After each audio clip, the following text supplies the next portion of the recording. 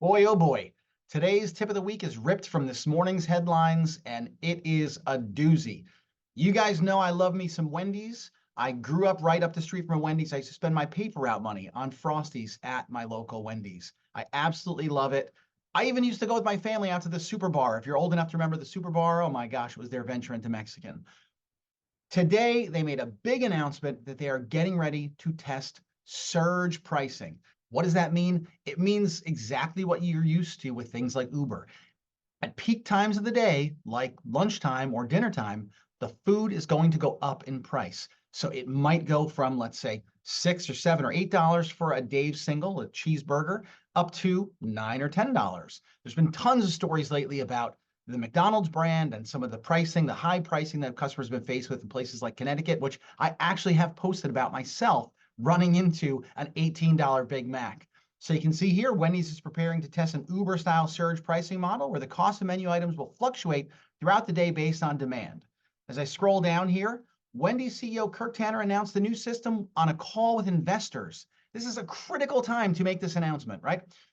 Noting the Ohio-based company will invest $20 million on new high-tech menu boards that are going to be able to update the prices in real time without incurring additional overhead costs. On top of $20 million, so you got $20 million of investment and then possible customer backlash, which would mean reduced revenue coming into those. So you got 20 million at risk plus potentially another 20 million in terms of customers leaving the restaurant, going to other choices. There are tons of choices in the fast food space.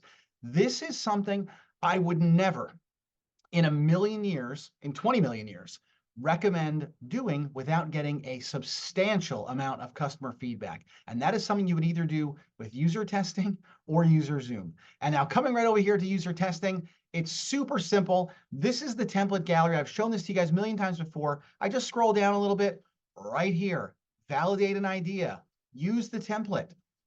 What is a link to a Google Doc, a shared document that's got your concept on it? You show it to people. Heck, we could link to this article, and I bet you in about an hour, I would have a voluminous amount of people that are not thrilled about this idea. So you absolutely should be testing this kind of thing before you go to market with it. Let's take a look at the comments on this article alone. This is after the decision's been made. It's been told to investors. This is going forward.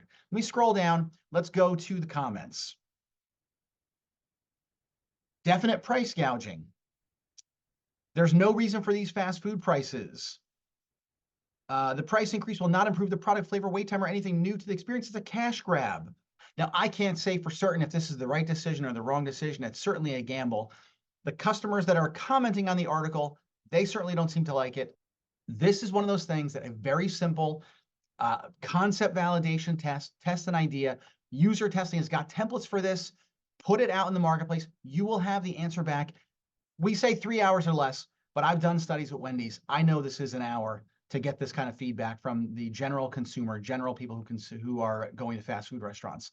I was a little bit shocked to see this story this morning, but it gave me a great idea for the tip of the week. So hopefully you are not going out to market risking millions and millions and millions of dollars, making announcements to your investors, making announcements to the public, getting written about in the press before you've vetted these ideas to figure out, will customers be receptive?